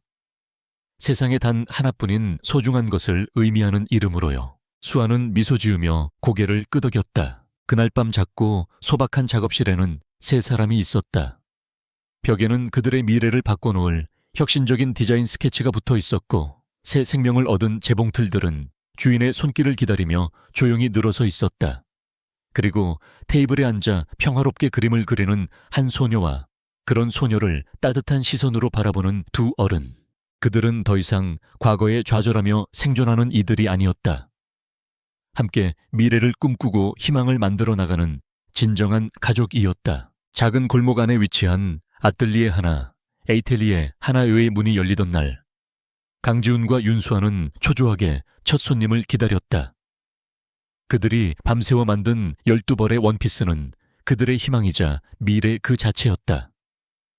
윤수아가 디자인하고 지훈이 패턴을 수정하여 완성한 세상에 단 하나뿐인 그 원피스는 단순하면서도 입는 사람의 몸매를 가장 아름답게 보이게 하는 마법 같은 라인을 자랑했다. 첫 손님은 수아를 알고 지내던 동네 아주머니들이었다. 호기심에 가게에 들른 그들은 반신반의하며 원피스를 입어보았다. 그리고 거울 앞에 서는 순간 모두가 약속이나 한 듯 탄성을 질렀다. 편안하면서도 믿을 수 없을 만큼 우아한 실루엣. 군살은 가려주고 장점은 부각해주는 디자인에 그들은 완전히 매료되었다. 그날 12벌의 원피스는 눈 깜짝할 사이에 모두 팔려나갔다. 다음 날부터 기적이 일어났다. 어제 옷을 사갔던 아주머니들이 입고 나간 원피스가 동네 전체에 입소문을 타기 시작한 것이다. 그 옷 어디서 샀어? 라는 질문이 꼬리에 꼬리를 물었고 다음 날 아침에는 작은 가게 앞에 사람들이 줄을 서는 진풍경이 벌어졌다. 하나 원피스는 순식간에 그 지역 여성들 사이에서 선망의 아이템이 되었다. 지훈과 수아는 쉴 틈이 없었다. 지훈은 재봉틀을 돌리고 수아는 원단을 재단했다. 힘들었지만 행복했다. 통장에 돈이 쌓이는 것보다 자신들이 만든 옷을 입고 행복해하는 사람들의 모습을 보는 것이 더 큰 기쁨이었다. 하나는 매일 작업실에 와 아빠와 수아 아줌마를 도우며 가게의 작은 마스코트가 되었다. 모든 것이 꿈처럼 완벽하게 흘러가는 듯 했다. 그러나 그들의 성공은 곧 탐욕스러운 자들의 귀에도 들어갔다. 박서준은 자신이 해고한 남자가 자신 보란 듯이 성공 가도를 달리는 것이 참을 수 없이 불쾌했다. 강지훈의 성공은 자신의 결정이 틀렸다는 것을 증명하는 셈이었고 그의 오만한 자존심은 그것을 용납할 수 없었다. 최유라는 질투심에 사로잡혔다. 한때 자신의 발 아래에서 기던 남자가 자신 없이도, 아니 자신을 떠나고 나서야 비로소 빛을 발하는 것이 미칠 듯이 화가 났다. 그녀는 강지훈의 성공이 자신에 대한 모욕이라고 생각했다. 저 사람이 지금 서준 씨를 비웃고 있는 거예요. 너 같은 재벌, 이세 도움 없이도 난 얼마든지 성공할 수 있다고 온몸으로 보여주고 있잖아요. 유라가 서준의 자존심에 불을 지폈다. 강지훈 그놈이 감히 내 앞에서 내가 진짜 사업이 뭔지 대기업의 힘이 얼마나 무서운지 본때를 보여주겠어. 서준의 눈이 분노로 이글거렸다. 그는 유라와 함께 비열한 계획을 세웠다. 유라는 사람을 시켜 하나 원피스 한 벌을 사왔다. 그리고 은성어페럴의 디자인실에서 그녀는 회사의 디자이너들을 동원해 그 옷을 패턴부터 재봉 방식까지 낱낱이 분석했다. 이 부분은 너무 복잡해서 대량 생산에는 안 맞아. 단순하게 바꿔. 원단도 더 싼 걸로 대체해. 중요한 건 모양만 비슷하면 되는 거야. 가격으로 찍어 누르면 저런 구멍가게는 한 달도 못 버텨. 유라는 자신이 마치 뛰어난 디자이너라도 된 것처럼 지시했다. 그녀는 사실 디자인의 핵심을 이해하지 못했다. 그녀가 복잡하다고 생각한 부분은 옷의 착용감과 실루엣을 결정하는 가장 중요한 디테일이었지만 그녀는 그저 원가를 낮출 생각에만 혈안이 되어 있었다. 며칠 뒤 시장에 은성 스타일 원피스라는 이름으로 신상품이 깔렸다. 디자인은 하나 원피스와 거의 흡사했지만 가격은 3분의 1에 불과했다.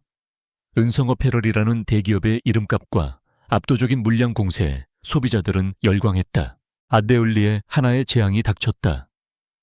가게 앞에 길게 늘어섰던 줄은 온데간데 없이 사라졌다.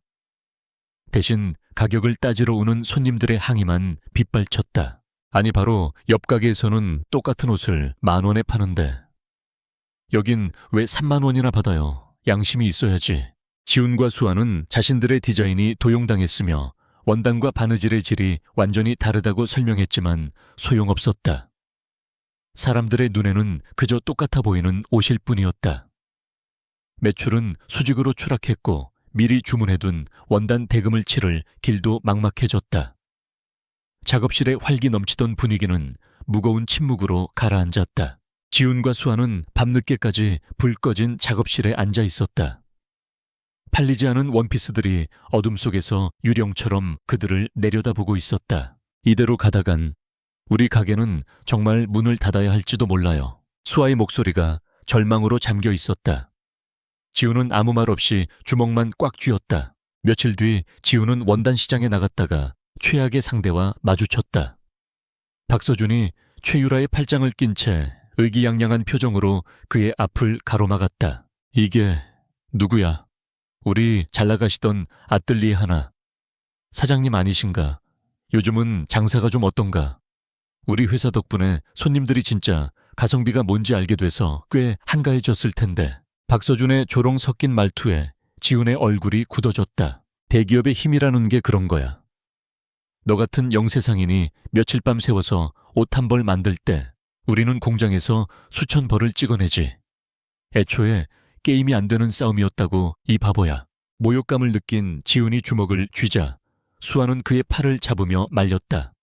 서준은 자신의 승리를 만끽하며 최후의 일격을 날릴 준비를 했다. 내가 너에게 마지막 자비를 베풀어 주지. 재기할 수 있는 마지막 기회랄까. 그는 주변 사람들이 모두 들으라는 듯 큰 소리로 말했다. 2주 뒤 우리 은성어페럴에서 VIP 고객들을 상대로 작은 패션쇼를 열 계획이다. 그 자리에 내 아뜰리에 하나를 특별히 초대해 주지. 너희도 새로운 디자인의 고급 드레스를 하나 만들어서 출품해. 그리고 내 디자인과 정정당당하게 평가를 받는 거야. 그의 입가에 비열한 미소가 걸렸다. 만약 내 디자인이 당신 것보다 뛰어나다는 평을 받으면 당신은 그 자리에서 내 앞에 무릎 꿇고 감히 대기업에 덤벼서 죄송합니다라고 복창한 뒤 그 더러운 가게를 내 손으로 직접 불태워버리는 거야. 어때 해볼 텐가? 패배가 두려워 도망칠 건가? 주변 상인들이 웅성거렸다. 그것은 도전이 아니었다. 명백한 사형 선고였다. 거대 기업의 자본력과 디자인팀을 상대로 이제 막 걸음마를 뗀 작은 공방이 이길 수 있을 리가 없었다. 수아의 얼굴이 하얗게 질렸다. 이것은 그들의 모든 것을 빼앗아가려는 악랄한 함정이었다. 그러나 강지훈은 피하지 않았다. 그는 딸 하나를 떠올렸다. 갈기갈기 찢긴 원피스와 짓밟힌 발레 슈즈 앞에서 절망하던 딸의 얼굴. 그는 더 이상 물러설 곳이 없었다. 물러서는 순간 그는 딸을 지켜주겠다던 맹세를 저버리는 아버지가 되는 것이다. 지훈은 박서준의 오만한 눈을 똑바로 마주보았다. 그의 눈은 더 이상 분노가 아닌 모든 것을 건자해 차가운 결의로 불타오르고 있었다. 좋아, 하지. 그의 낮은 목소리가 시장의 소음을 갈랐다. 그 도전을 받아들이겠다. 도전이 받아들여진 순간부터 아뜰리에 하나의 시간은 다르게 흐르기 시작했다. 2주. 거대 기업을 상대로 운명을 건 작품을 만들어내기에 턱없이 부족한 시간이었다. 작업실의 불은 밤낮으로 꺼지지 않았다. 강지훈과 윤수아는 잠자는 시간까지 쪼개가며 디자인에 매달렸다. 그들은 남은 돈을 전부 털어 최고의 원단을 구했다. 지훈은 미래의 기억과 한국적인 미학을 결합하여 세상에 없던 드레스 디자인을 완성했다. 한복의 유려한 곡선에서 영감을 얻은 실루엣의 현대적인 굿디르 기법을 접목한 대담하면서도 지극히 우아한 디자인이었다. 그의 스케치는 완벽했지만 그것을 현실로 구현하는 것은 또 다른 차원의 문제였다. 이 부분을 살리려면 보통의 재봉 방식으로는 안 돼요. 원단이 전부 울어버릴 거예요. 수아가 패턴을 보며 고개를 저었다. 지우는 며칠 밤낮으로 고민했다. 그는 엔지니어였다. 그의 머릿속에서 옷의 구조는 정밀한 기계 부품처럼 분해되고 재조립되었다. 그는 옷의 무게중심과 원단의 장력을 계산하여 아무도 생각하지 못했던 혁신적인 재봉 방식을 고안해냈다. 수아는 그의 설계도에 따라 한 땀 한 땀 옷을 만들어 나갔다. 그녀의 손끝에서 최고급 실크 원단은 생명을 얻은 듯 움직였다. 수십 년간 옷을 만들어 온 장인의 기술과 미래의 지식을 가진 천재의 설계가 만나 기적을 만들어내고 있었다. 그들의 모든 열정과 기술, 그리고 영혼이 단 한 벌의 드레스에 응축되고 있었다. 하나는 그런 두 사람의 곁에서 조용히 그림을 그리거나 잠이 들며 그들의 지친 싸움에 작은 위안이 되어주었다. 패션쇼 당일, 은성어패럴이 주최한 행사는 시내 최고급 호텔의 연회장에서 열렸다. 번쩍이는 샹들리에 아래 지역의 VIP들과 패션업계 관계자들, 기자들로 가득했다. 박서준은 의기양양하게 행사의 주최자로서 손님들을 맞이했다. 그의 옆에는 보석으로 치장한 최유라가 화려한 백조처럼 서 있었다. 그들은 승리를 확신하고 있었다. 초라한 옷가방 하나만을 든 채 연회장 구석에 서 있는 강지훈과 윤수아는 모두의 눈에 이방인이었다. 사람들은 저 허름한 차림의 남녀가 은성어패럴의 도전에 응한 무모한 공방의 주인이라는 사실에 노골적인 비웃음을 보냈다. 곧 저들의 울상을 보게 될 거야. 감히 서준 씨에게 덤빈 대가가 뭔지 알려줘야지. 유라가 서준에게 속삭였다. 서준은 만족스러운 미소를 지었다. 드디어 쇼가 시작되었다. 화려한 조명과 음악 속의 첫 번째 순서인 은성어패럴의 드레스가 공개되었다. 전문 모델이 입고 나온 드레스는 최유라가 디자인한 것으로 온통 금색 스팽글로 뒤덮여 번쩍거렸다. 비싼 소재를 아낌없이 쓴 티는 났지만 그뿐이었다. 디자인은 조잡했고 몸의 라인을 전혀 살리지 못하는 뻣뻣한 실루엣은 모델을 둔해 보이게 만들었다. 마치 돈을 덕지덕지 바른 졸부의 허영심을 보는 듯한 옷이었다. 관객석에서는 의례적인 박수가 터져나왔지만 전문가들의 표정은 냉담했다. 앞자리에 앉은 유명 패션 잡지 편집장은 우아함이 실종된 재앙이라고 수첩에 메모했다.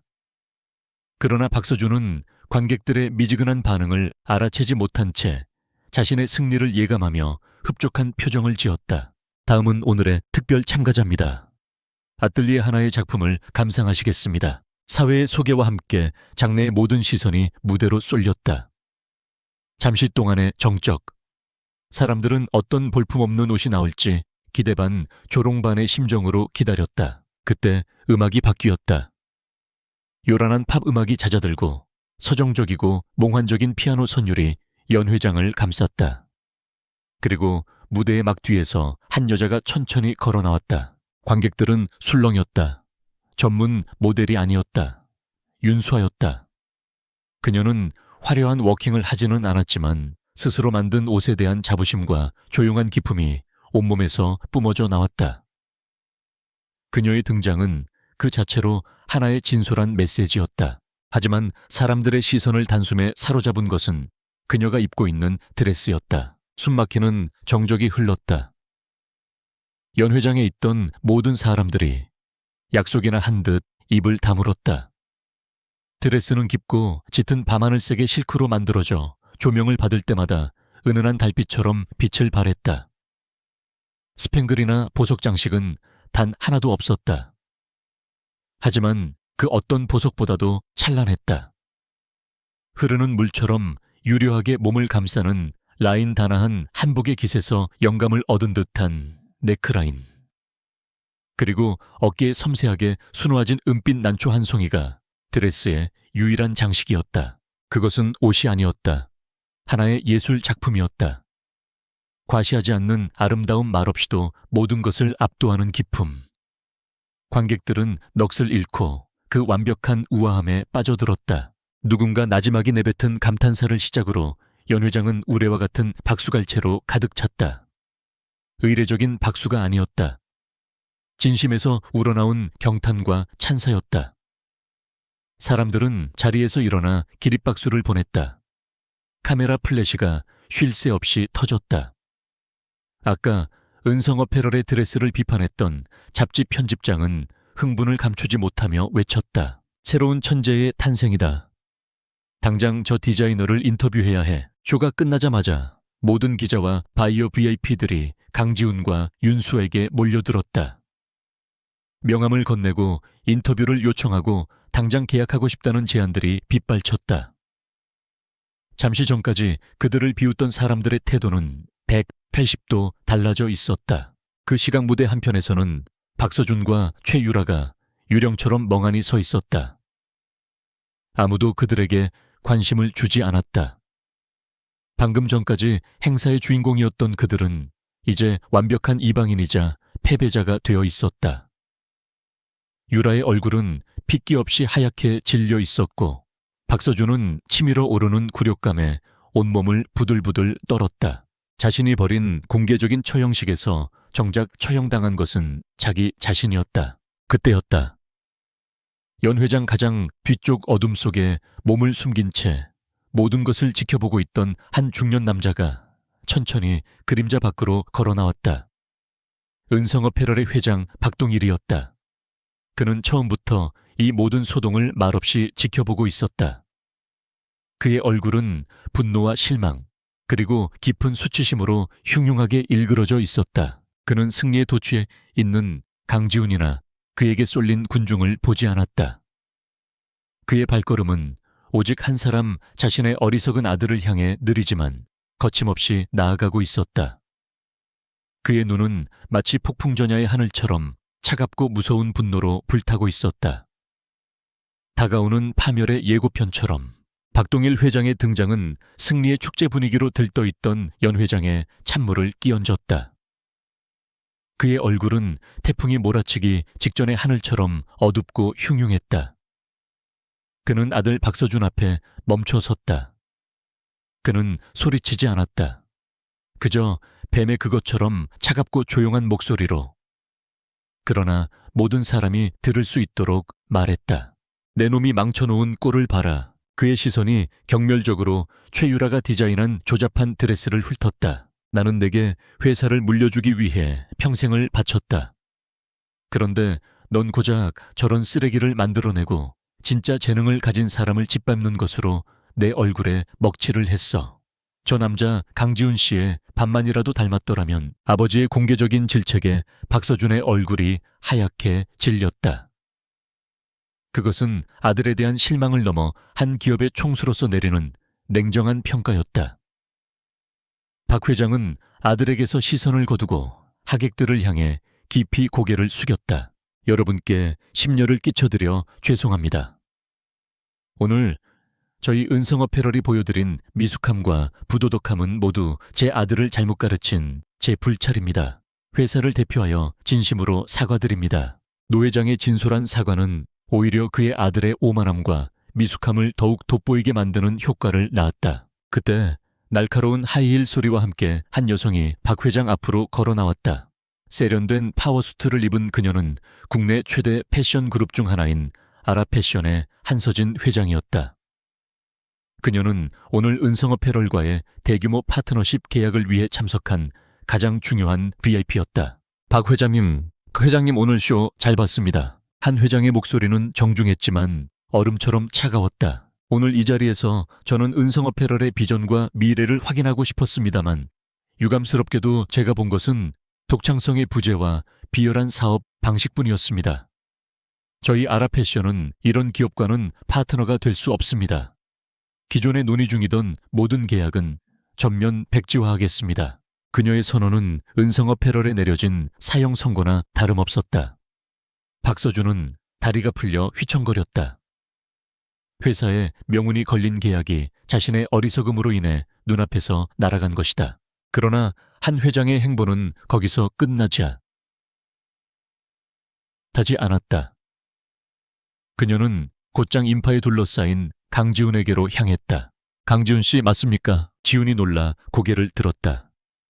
대한민국 패션계의 거물이 자신에게 말을 걸어오리라고는 상상도 못한 일이었다. 나는 사람을 잘못 보지 않습니다. 당신 같은 천재가 이런 작은 골목에서 재능을 썩힐 이유는 없지요. 그녀는 명함을 건네며 파격적인 제안을 했다. 저희 아라패션의 크리에이티브 디자인 총괄 이사직을 맡아주십시오. 업계 최고의 연봉과 대우를 약속하겠습니다.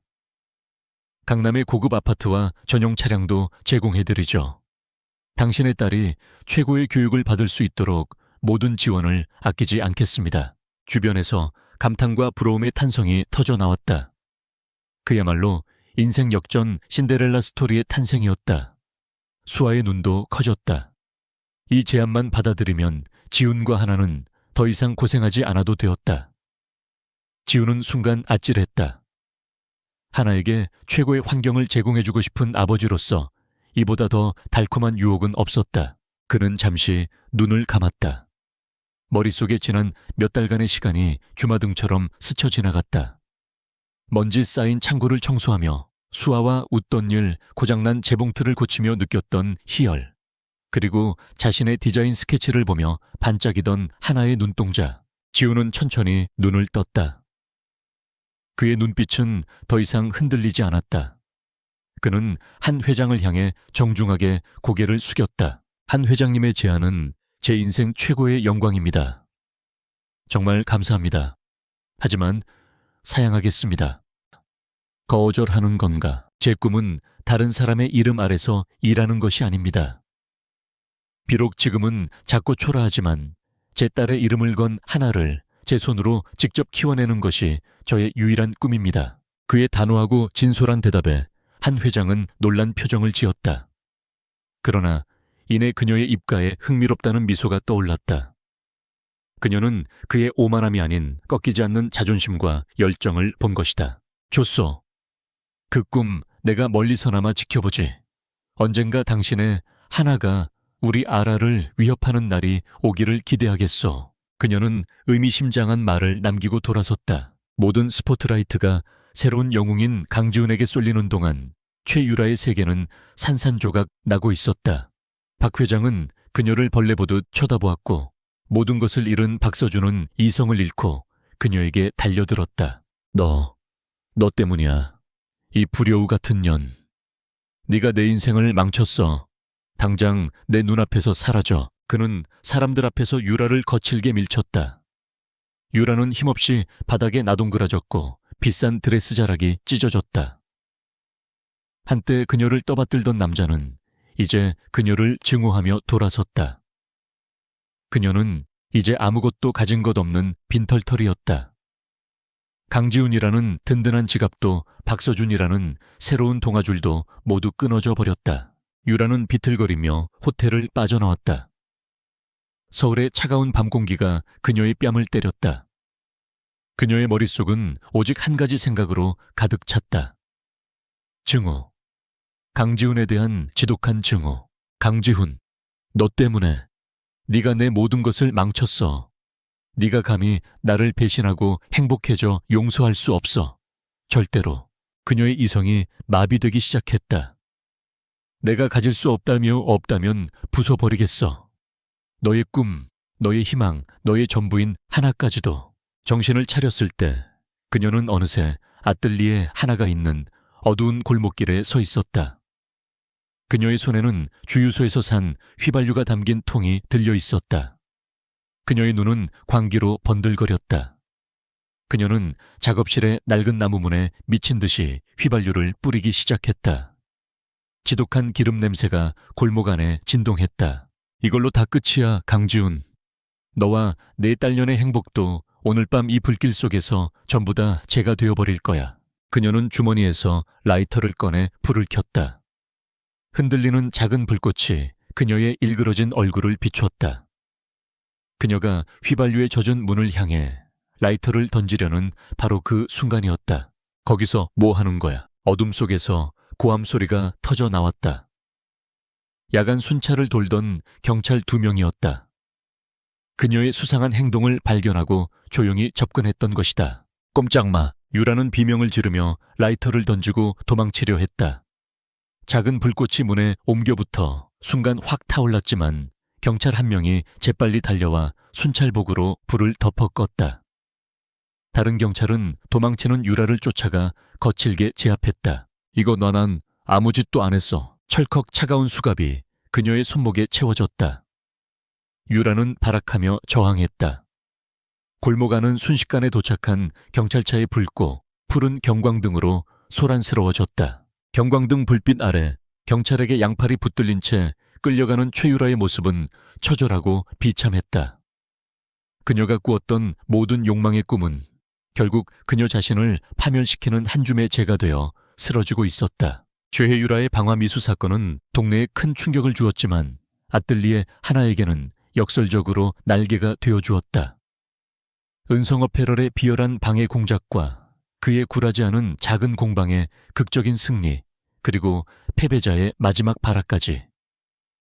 이 모든 이야기는 한 편의 드라마처럼 사람들의 입에 오르내리며 하나라는 브랜드를 단숨에 전국적인 유명세에 올려놓았다. 며칠 뒤 한서진 회장이 비서를 대동하고 그들의 작은 작업실을 직접 찾아왔다.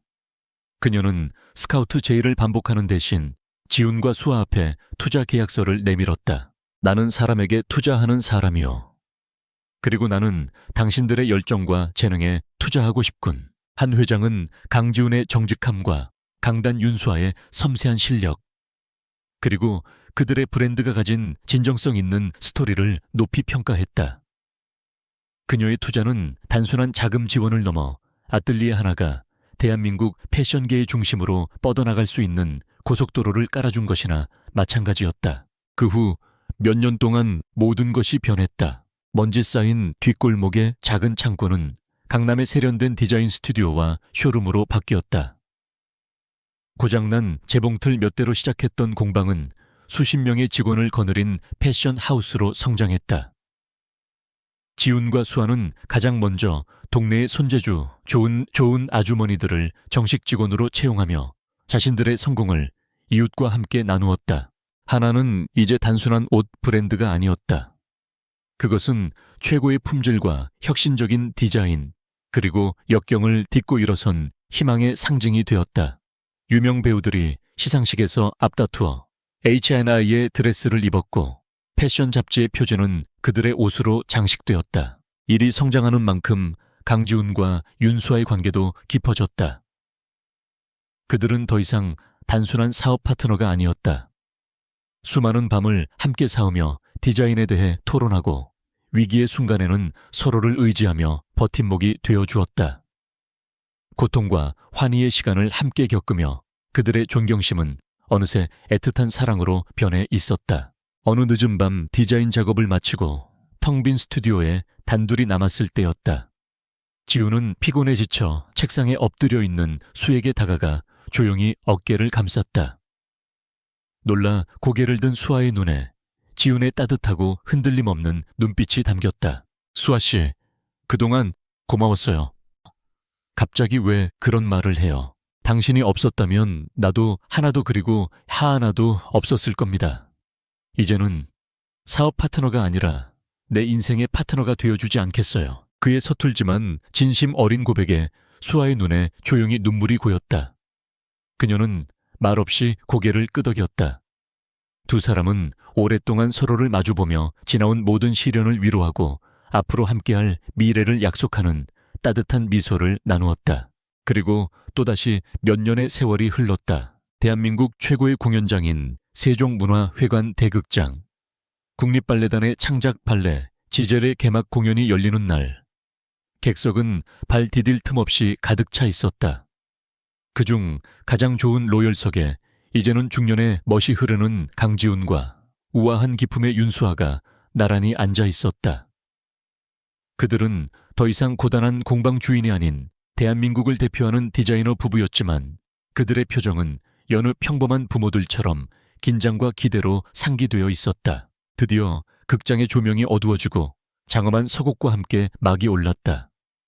그리고 무대 중앙 스포트라이트 속으로 한 명의 발레리나가 나비처럼 날아올랐다. 강하나였다. 더 이상 겁에 질려 떨던 작고 깡마른 소녀가 아니었다. 무대를 압도하는 카리스마와 자신감 넘치는 몸짓, 그리고 슬픔과 환희를 넘나드는 깊이 있는 연기력. 그녀는 대한민국 발레계의 미래를 이끌어갈 최고의 프리마 발레리나가 되어 있었다. 그녀의 뺨에 남은 희미한 흉터는 이제 상처의 흔적이 아닌 역경을 이겨낸 자의 숭고한 훈장처럼 보였다. 하나는 이 세상에서 가장 아름다운 지젤이 되어 춤을 추었다. 그녀가 입고 있는 순백의 로맨틱 튀튀는 그녀의 몸짓에 따라 마치 살아있는 것처럼 움직이며 무대 위에 환상적인 잔상을 남겼다. 그 눈부신 의상의 목 뒤편에는 아무도 모르게 작은 라벨이 달려 있었다. 하나, 그것은 그녀의 아버지와 새로운 어머니가 오직 그녀만을 위해 밤을 새워 만든 세상에 단 하나뿐인 작품이었다. 공연의 클라이맥스. 하나가 광란의 솔로 파트를 추기 시작했다. 기술적으로 가장 어렵고 감정적으로 가장 격렬한 그 춤을 그녀는 완벽하게 소화해냈다. 그녀의 발끝에서 터져나오는 애절함과 열정의 관객들은 숨을 죽였다. 지훈은 자신도 모르게 흐르는 눈물을 닦았다. 그의 눈에는 무대 위의 프리마 발레리나가 아닌 지난 세월의 딸의 모습들이 겹쳐 보였다. 자신의 낡은 신발을 꿰매던 작은 손 찢겨진 원피스를 붙들고 울던 가녀린 어깨, 그리고 발레 학원에 보내주겠다는 약속에 별처럼 반짝이던 눈동자. 그는 딸의 꿈을 지켜주기 위해, 딸의 행복을 위해 달려왔다. 그리고 마침내 아이는 스스로 세상에서 가장 빛나는 별이 되었다. 그의 지독했던 후회와 죄책감은 이제 가슴 벅찬 자부심과 무한한 사랑으로 모두 치유되었다. 수아가 그런 그의 손을 따뜻하게 잡아주었다. 그녀의 눈에도 자랑스러운 눈물이 맺혀 있었다. 공연이 끝나자 객석에서는 폭풍과 같은 기립박수가 터져 나왔다. 브라바를 외치는 환호성이 극장을 가득 메웠고 무대 위로는 꽃다발 비가 쏟아졌다. 수많은 커튼콜 끝에 하나는 관객들을 향해 깊이 허리 숙여 인사했다. 그리고 고개를 들어 객석의 한 지점을 향해 세상에서 가장 환한 미소를 지어 보였다. 그 미소는 오직 자신을 세상의 여왕으로 만들어준 아버지와 어머니를 향한 것이었다. 지훈과 수아도 딸을 향해 활짝 웃으며 손을 흔들어 주었다. 무대 위에서 가장 밝게 빛나는 딸과 그런 딸을 더없이 사랑스러운 눈으로 바라보는 부모. 세 사람을 잇는 따뜻한 시선 속에서 길고 길었던 아픔의 겨울은 끝나고 마침내 찾아온 눈부신 행복의 봄날이 영원처럼 계속되고 있었다.